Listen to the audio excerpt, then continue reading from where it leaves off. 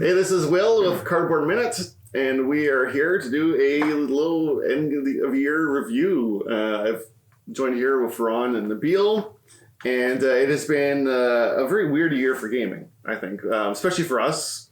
Yep. Weird year in general. A lot of ups and downs. Yeah. We've been in and out of lockdowns from COVID. Yeah. We've played games, in person, online, because we couldn't play in person. Yeah. We've played games like at a pub with our meetup. Yeah. That finally came back after COVID, and then recently got canceled again because of COVID. Is back in Ottawa. Yeah. So anyways, not to dwell on the downers, but we are here to share our kind of year in review. I'm going to be asking these guys some questions about some of the highs and lows of the year, and just have a little discussion. So follow along. Let us know in the comments what some of your answers are. We'd love to hear, what some of your experiences are this year, whether they be good or bad. Every experience is unique. And let's begin. So just to get the disappointments out of the way. I hate to start on a down note, but let's peel off, rip the Band-Aid off. Yeah. Disappointments. What is some of the biggest gaming disappointments of the year? Biggest gaming disappointments, maybe I'll start here. First of all, gaming has got me through most of the year. So it's been really, I've been really lucky to have a game group that I can, play with, whether it's on Tabletopia, Tabletop Simulator, or when it was safe to gather again, game in person, over a table. Even solo.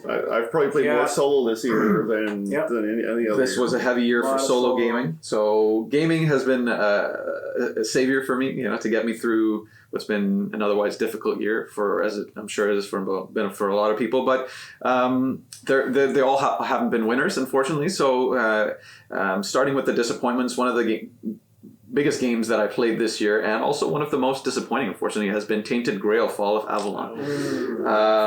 So it was a big box game that one of our friends brought over, and we were really excited to kind of go through it.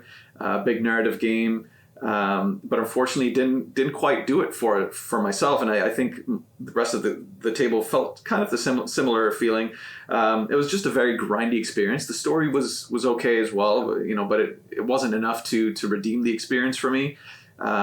So yeah, I felt kind of disconnected from the game the first game that we played. Maybe if you put that effort into it over a few different sessions, you might kind of get that feeling that I guess the game has been receiving on BGG. It's been kind of received mixed reviews, but a lot of people have enjoyed it. So I'm one of the people that unfortunately it didn't resonate with me. So Tainted Grail: Fall of Avalon was one of my disappointments of the year. I'm going to jump in next. I had forgotten about Tainted Grail, but it is a disappointment for me for the same reason of my disappointment. And it's a weird mix, because right now we're kind of having a love-hate relationship with a game we literally just finished the last scenario of, and that is Destinies. Yes. Yeah. And Destinies was hyped to the extreme by all kinds of YouTubers and reviewers, and like I said, we still played all 5 sessions. Yep. We got through the whole campaign. And I'll tell you now, I would still play the sequels or the side campaigns. The new boxes, the new boxes, the Kickstarter boxes, because the story is that good.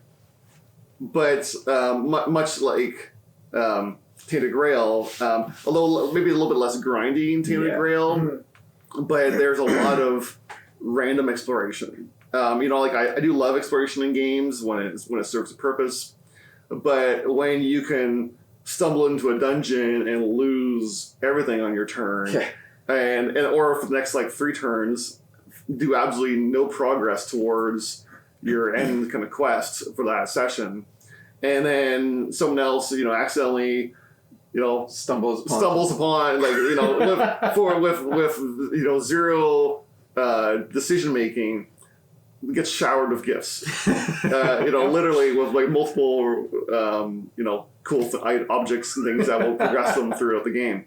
And I mean, this didn't happen once. This happened time and time again. Pretty much every playthrough, there was somebody who was just getting shafted repeatedly, and somebody who was just like swimming in items. Yeah, discarding doing items next to because they nothing. had like too much awesome stuff. I'm Yep. like, oh, let's discard this one because Yeah. I got a cool relic that gives me like bonuses to everything I do. Yeah.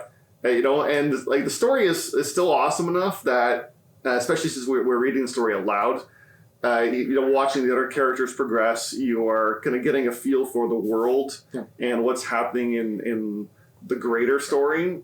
But you know, seeing your character just flounder and do nothing, It can be frustrating. and even if you roll well, sometimes it just doesn't matter. It Like didn't, yeah. you could, like, we've had times where you roll like 4 successes, which is pretty much the maximum you can get. It is the maximum you get without special items. Yeah. Yeah. And then, you know, the witch or whoever is like, "That's great, thanks." And you're like, you get nothing. and you get nothing. And it's like really, I just Yeah. like I exhausted all these items Yeah. or something to like Yeah. nail this challenge, and But nothing came of it. and nothing happened. Yeah. Yeah. Right. And So yeah, it could be a little bit frustrating from that perspective. But I think we were just talking as well. Destiny's, once you play through it, and it won't spoil too much of it, but you're playing it for the story, less for the end game result of your character winning, because that's not going to have to do most of the time. I think most of the games that we played 5 scenarios. It was very little to do with your skill, and it was more to do with the luck or and choices. or choices. Yeah. It was just the story that you were kind of given with your character, or what order you revealed the tiles in. So it was you're going into it knowing, now that we've played it, you're going into it for the story, not for the win or loss condition. Yeah, and I felt like the reviews and YouTubers made it feel like you were progressing the story. Yeah. That like your decisions molded your character. Yeah, But I think that is largely wrong. I think you stumbled into, you know, triggers in the app that made your character progress, and sometimes you didn't. yeah. So Although, who knows? I mean, maybe if we make different decisions in another playthrough, maybe our character Maybe. will progress differently. Maybe. Who knows? I mean, I doubt it. It seemed like the game seems very random. Yeah. I mean, you combine that with the dice rolling and the random Yeah. successes that you get. It was very random, but yeah, the I story, think- story was great. I think like objects of points of interest will show up in the same places on Yeah. further playthroughs Yes, too. I agree. Like there's no randomization. No. So if you've already played the story, you already know what's going to happen, and even largely kind of where to go. Yeah, it's not super replayable. Yeah. Fair comment. All right, Nabil. So my biggest disappointment. So this one, it's not so much the game that I'm disappointed with. It's more how I feel about the game. Mm. So my biggest disappointment is that I don't like Kemet. I knew that was going to come up. I will go on record to say I actively hate Kemet. Wow, it's a strong word. Yeah. I don't ever want to play it again. I know it's one of the highest regarded dudes on a map area control games, Yeah. and I totally understand why. It's got lots of mechanics that I love in games. Mhm. You know, it's got the cool Egyptian theme. It's got like I used to love playing Risk when I was younger, and it's got that sort of Risk feel to it with the dudes on a map. I love it's got the tech trees, which are like 3 different tech trees or 4, depending on what expansion you play with. Yep. That you can make your armies unique, depending on what pyramids you decide to invest in. So and they got the cool like monster minis. Yeah, it checks a lot of boxes. It checks a lot of boxes for me. So on paper, I should love this game. Yeah. But And not to rub it in, but how long have you owned it for? I owned it for a long, long Yeah. time, like years. And I played it once with Ferran, just the 2 of us. And you enjoyed it. It was okay. You enjoyed it to the point you got the expansion. Yeah, I did. I bought the expansion because it was good. So, But I didn't it wasn't my favorite game, but I could totally see why people loved it. Yeah. And I was like, maybe I'll like it more if we play with more people. So Right. the 3 of us played, and it did not bombed for help. him. It did not help at all. It bombed. I did not have a good time with the game itself. And then I immediately sold it. So I was kind of sad that I didn't like the game more because it's such it's got so much going for it, and it's such a highly regarded game, But what brought it down for you? I'm curious. honestly, for me, I think it was the fact that some builds are just not viable. You mean like there were clear strategies? Yeah. Clear paths to victory. Yeah, there are Right. clear paths to victories. If you don't get the texts that give you more onks, you lose, and like, that's it. So if you decide to invest in the defensive pyramid, which doesn't have those, you're screwed. Like, I mean, in my experience, I don't know. Maybe I'm wrong. I think certainly certain combinations, but like are certain way combinations, more powerful than others. yeah, exactly. If you pick the wrong combination of powers, like you're just gonna get absolutely trashed. So I felt there was a bit unbalanced in that way. But and maybe I needed to play more, to explore more of that. But Yeah, the one playthrough left a sour taste in your mouth that you don't want to go back, right? It did. And plus with the huge selection of other games that are available to spend my time playing, I would much rather play something else. And I think I don't like area control as a mechanism in general as much as other people do. So that's fair. Okay. But yeah, this is a pretty divisive one. So I'm sure lots of you will disagree with me, and that's totally okay. That's fine. This is why, we play games. A lot of people have different tastes, so that's totally okay. Yeah. All right, so flipping to the complete opposite here. Biggest surprise of 2021. Biggest surprise. Not necessarily best game of 2021, but your biggest surprise. Okay, I'm gonna have to go with. There's a few options that I wrote down on my list. One of the biggest surprises I'm gonna have to say is Korra. Okay. Do we have an overlap? Sorry, no spoilers here. No spoilers. Well, but I really enjoyed my play of Korra, and this is a surprise because. Not because of the game itself, but because I knew nothing about it most of the year or going into it, and this game kind of came out of nowhere. And it looked pretty bland, to be honest. Going into it, it's just another Euro game with tracks, civilization, Egyptian themed, or not Egyptian themed, but Greek themed. Sorry, we're just talking about Egyptian with Kemet, but it's got one of those kind of themes that you've seen in hundreds of other games. It's got one of those mechanisms that you've seen in other games with the tracks that you're going up. And the board is super boring. The board is it's all 10. So it seems like it's all 10. I'm bashing the game. It's just tracks. It's just tracks. It's tracks the board game. It is. So you would think that, hey, this is going to be another boring Euro game that you're going to go into. However, that being said, it surprised me because it was very enjoyable and how the mechanisms connect with each other and how fun that is. You're rolling dice, you're activating tiles in front of you. But how it ramps up over the rounds that you go into. There's events that come in, which is always fun. Again, you've seen these things before in other games. But I really enjoyed my first playthrough, played it again, and I automatically, instantly had a strategy going into my second playthrough. So I knew what I was doing going in, and I wanted to try different Civ, and it was a lot of fun. So Korra was one of my biggest surprise hits of the year. I'll jump in here because that was also my biggest surprise of the year. I knew a bit more going into it than you did. I had looked up a couple of reviews and read about it a little bit, but yeah, like. The board is super bland. It's all 10, mostly anyways. Yeah. And it is just it's just a bunch of tracks that you're going up. And the other thing is that, the publisher is Aiello, which typically they do lighter games. They do, yeah. But this is, I think, one of the first games, or if not the first game, in their expert line. Yeah. So not having ever played one of those in their expert line, I don't really, how would they handle more complex mechanisms? I don't know. Yep. But this game just worked for me. I loved it. It's one of those it's easy to teach. You can bang a game out in maybe an hour and a half or so. Yeah, just an hour, depending on player count. Depending on player count, it's not that long, And I love that mechanism of rolling dice and choosing your actions based on what dice you roll. You know. And you can mitigate your dice based on one of the tracks that you go up, and so do you want to go up one of those, or do you want to go up one of the ones that gives you VPs? So there's lots of paths to victory, and I don't know, it just worked for me. Yeah, I mean, we can all appreciate a good draw Euro, but I think most of us prefer our Euros to be a little more moist. Just a little splattering of theme in there, just to glue it together a little bit, help it go down easier. Yeah, for sure. Theme definitely helps. Theme helps, yeah.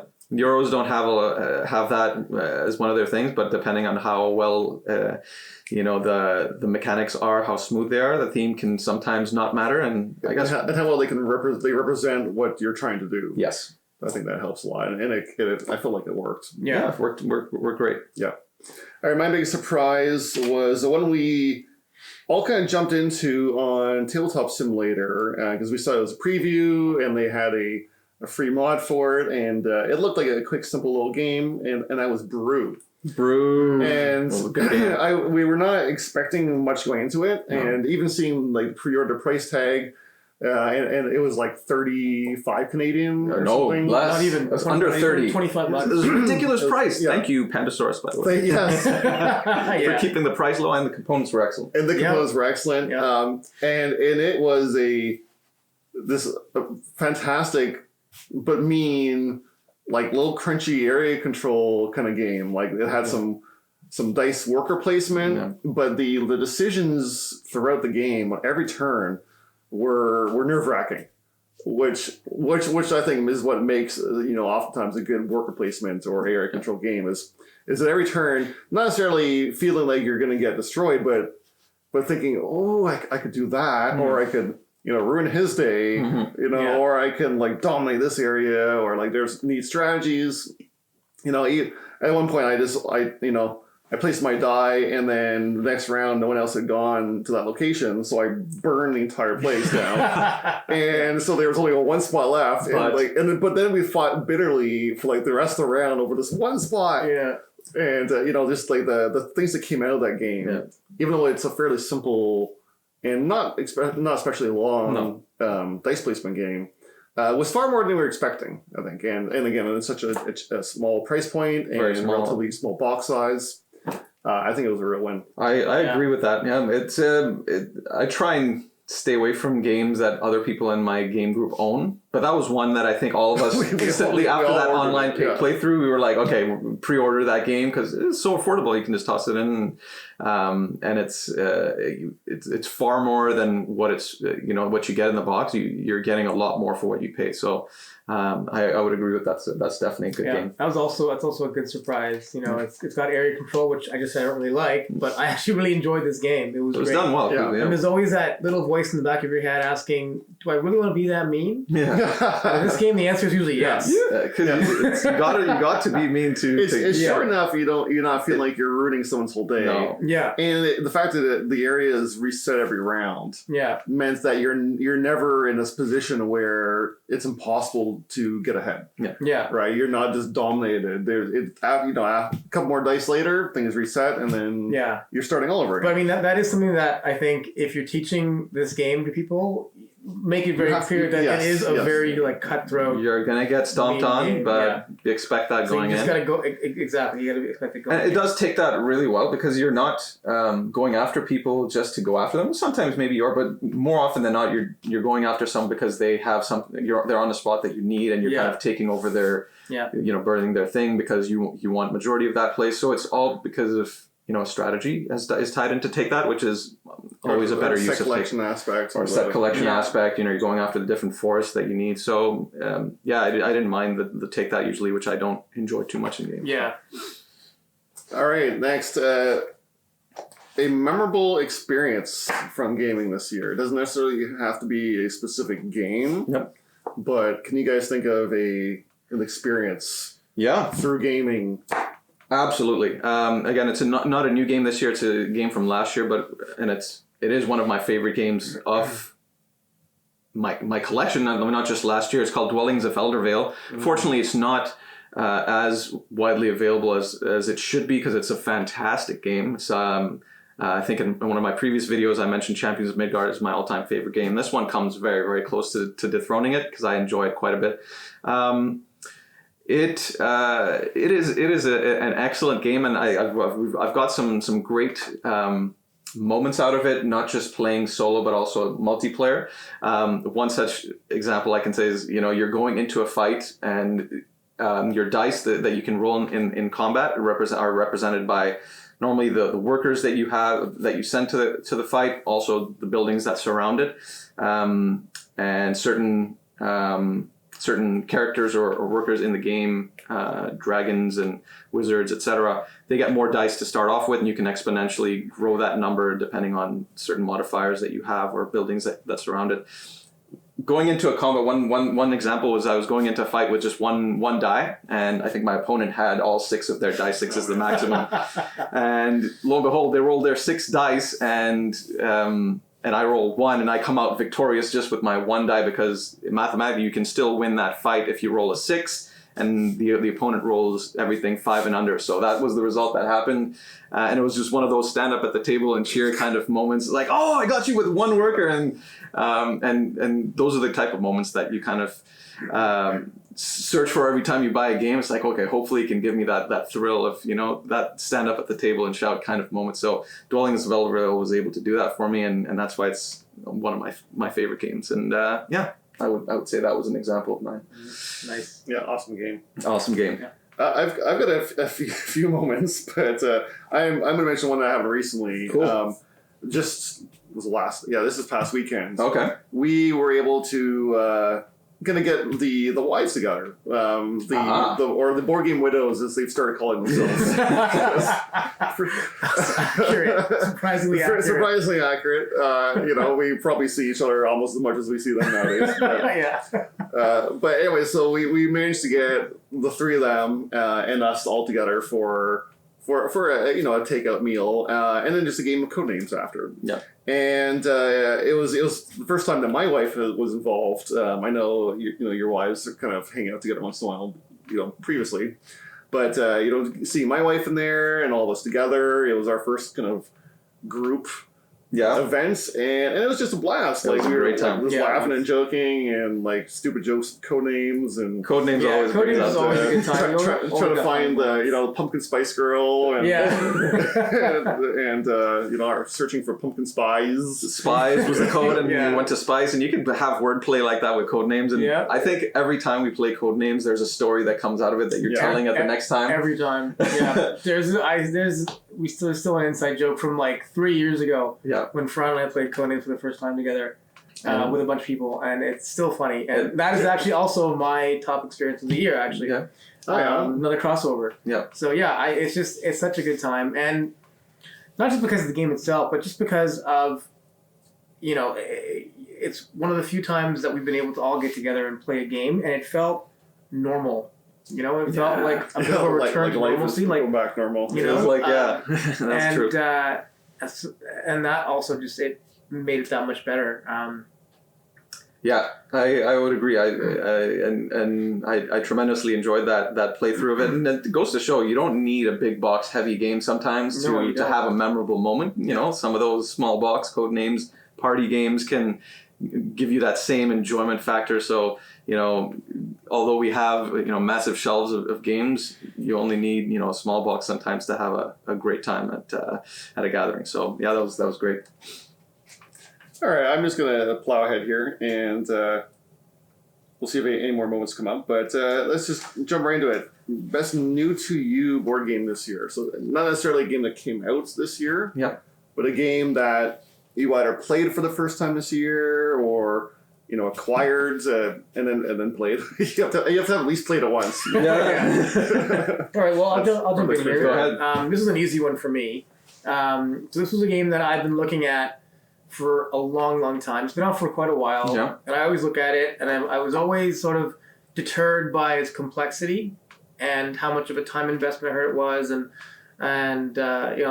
there's quite a bit of a hump to get over to get in the game. But I know what you're talking about. I think you do, right? Yes. So my top new to me this year was Mage Knight. This year I finally decided to take the plunge, and I bought the Ultimate Edition of the game, and I was like, you know what? I don't care how long it's going to take me to learn it. I'm going to do it because it seems like it's going to be right up my alley. And sure enough, it is, like, I think I mentioned this before, it's my top solo game. I love it. Yes, it's complex. Yes, it takes a long time to play. Yes, it's a table hog, but I love the puzzle that it presents. Every combat is a puzzle. Every decision of what card to take, or do I want to go to this wizard's tower to get a spell, or do I want to go to this dungeon to get an artifact? There's so many cool things to do, and on every turn I feel like I'm doing something really cool, even if I'm getting destroyed in a combat, Yeah. And there's there is some luck involved in what enemies you draw, but it's a very small in comparison to the tactics and the strategy of what cards to play and what cards to gain, how to build your deck. And it's just, I love the puzzle it presents every time. Yeah, it's really excellent. It is a beast, and I It keep come back to it and forgetting it, and then come back to it and forgetting it over the years I've owned it. Yeah. But it's always been worth it. I watched some videos. There are some amazing videos on YouTube as to how to win the game. I use those instead of the book, and then I referenced the book for things that I wasn't clear on. And it wasn't, and you know, it's now cemented in my head that I can teach it. You can teach it anytime. That's awesome. Because I played it once, and then I wanted to play it again. I played it again and again, and it was just so much fun. Cool. For me and new to me, I have a couple of things on this one. One of the ones I'll say is My City, and I believe it's not too old of a game. It's I think last year, and it's a Rainer Knizia game. It's a polyomino kind of game which is kind of the Tetris shapes that you're kind of putting on your map.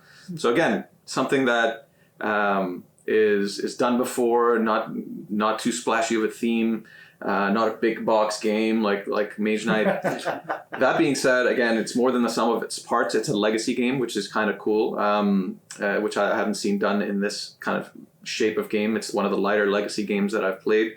But I started playing it with my wife, and we both have a lot of fun with it. You're expanding your city in a different way. You're kind of modifying it so that the winner gets it gets harder for them to score points. The loser gets like a little bit of a boon, so that it's easier for them to win the next game. So it's a good catch up mechanic. I think we're neck and neck right now in the campaign. There's 8 campaign envelopes that add new things to the game as you go along. And it's not a long.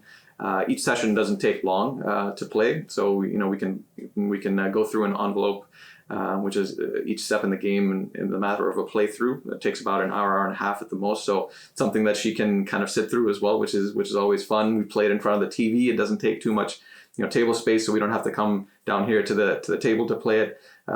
So that's one of the games that's new to me this year, and one that we've really enjoyed our playthroughs of. And the good thing is, once the campaign is done, you can actually play a game on that custom side of the map, or you can just kind of play on the blank side, which is kind of a continuous mode. I forget the name, what that mode's called, but you can always play a game using the other side of the map, so it doesn't get wasted once you're done with the campaign, which is always a good thing in a legacy game. So you don't have to trash the components once they're done, as some other games do. So yeah, My City. I really need to keep playing this with Shannon. We're not even halfway through yet, Yeah. and it's always great, but we keep getting sidetracked. Yeah, Either by other games or just life. just life. Yeah, Yeah. Things are busy. My kids are getting older and active. So yeah, I need to get back into that for sure. Cool. All right, so I'm going to start with a runner-up or a honorable mention. I think all the three of us can agree on, and that is Cascadia by Flat Out Games. I saw the Kickstarter coming, I guess last fall, and it looked like it was going to be special at a time, and I did get to play kind of like their free online demo, browser-based demo, and I said, so guys, like, you got to get on this. It's going to be a big one. And even though it doesn't do anything new, it's just so fresh and invigorating, and it brings all well-known mechanics and puts them together in such a slick and perfect way that you can play it with nearly anyone. But you can even kind of step up the difficulty with the variable animals and fighting over land types and stuff. That it can be like a real crunchy, puzzly experience too for people who are looking for that. And it has been just an absolute joy every time I've played it. I've never gotten tired of it. I've played it with all different groups of people and numbers of people and solo, and it has just continued to give. And I believe a reasonable price point too. Yeah, it's not that expensive. Yeah, for what you get in the box, like the component quality is excellent. It's a fantastic game. Like, I've only played it once so far, and I want to play more of it. Yeah. I haven't taught Margot yet, but I know she's gonna like it. Yeah. Like it hits, as I always talk about, it hits that sweet spot of like, it's stinky, but it's an easy teach. Yeah. And it's surprising because there are so many nature themed board games that came out this year. Yeah. That's been a popular thing. So to stand out in a saturated sort of genre or subgenre of games is definitely special. Yeah, it's another crossover. I think everybody in our game group owns that game, and, and you know, you typically when you play with the same group of people, you know, you don't want to have the same game, but it's such a good game. You can take it out and play with newer gamers as well. It's an easy teach. And it's beautiful to look at. It's I don't mean to bash, but like I played their previous game, Cascadia's previous game, Calico, which is also gorgeous. But it's a brain burner from another dimension. And it's restrictive too. It's deceptively, One thing I've heard, I can't remember who said it, but it was somebody when they compared Cascadia to Calico, they said this about them, that Calico, as the game progresses, if you feel more and more closed in, whereas Cascadia, as the game progresses, things open up more. You know, and I think that's more or less accurate. It is, and I like them both for those different things. I love Calico. I love how brain burny it is. But like, there's a lot of analysis paralysis. It is, and not everyone's gonna like the mental pressure. Your brain will hurt after. The brain is doing somersaults trying to figure out which goals to go after. So I still enjoyed it. I played it, but Cascadia is just a breath of fresh air after that one. So I agree with Will for sure. All right, so moving on. My kind of not biggest surprise, my best new to you this year is a real-time puzzle game that is absolutely nutty, and it's insane. It will burn your brain too. It will, you know, you can either work together with your friends or destroy them by showering them with bullets. Bullet Heart. Bullet Heart, great game. Is a game that, not only is there a handful of different modes you can play it as, like you can play these insane 3-minute real-time games. It's like playing Tetris competitive, where like when you clear a row of blocks, you dump it on your neighbor, and that's what happens in Bullet. Like you clear a whole pile of bullets, and next round, guess what? You're passing those to the left, and you know, you're dumping them all on your friend. You don't know what's coming at you until because you're so focused on your own puzzle, and then suddenly your time ends, and you see this whole wagload of tokens come your way, and you're like, well, but you can strategize that too, because you can like save up pink bullets and then clear a bunch of them all at once, and then be like, okay, you're gonna die now, because there's no way you can handle 8 pink bullets in a row. Or something, you know. You can play cooperatively against a boss, which is also very cool and incredibly hard with some bosses and combinations. You can play solo. You can play just like an endless mode to see how far you can get, like a high score mode, and like with like 8 different characters and 8 different bosses and all the different abilities and things. There's just so much content to explore. The company even made a unique 3-minute song to be used as a timer that is themed to each of the 8 characters. Amazing. You know, and each of the 8 characters feel so different. And they do. You know, they're not like, oh, this person has some, you know, it's better at dealing with this color or that color or that color. Their powers are like, they're so different. They're very unique. I played this game way too late. Because as soon as we played it, I loved it, and it's now impossible to find. It's not available anywhere. But there is another one coming out, apparently Bullet Star, which is like just more. I looked at pre-ordering it, but the shipping to Canada cost as much as the game itself. Just have to wait. And so here's hoping that a Canadian board game seller, like a store, will pick up a handful of copies, and we can snag it before the pre-orders will disappear. Because that'll happen. Yeah, I 100% agree with that one as well, for sure. Good game. Yeah, it's a wild one. I'll mention one more that I acquired recently, and it's very difficult to get now. And Nabil and I played it as well. It's a game called Shadow Rift. It's a deck builder, very much in the vein of a legendary, Marvel Legendary or Legendary Alien, where you're competing against a group of monsters. It's got a stagnant market of decks, so you're always buying, from a preset kind of collection, but you can always switch those around from game to game. So there is a lot of variability there.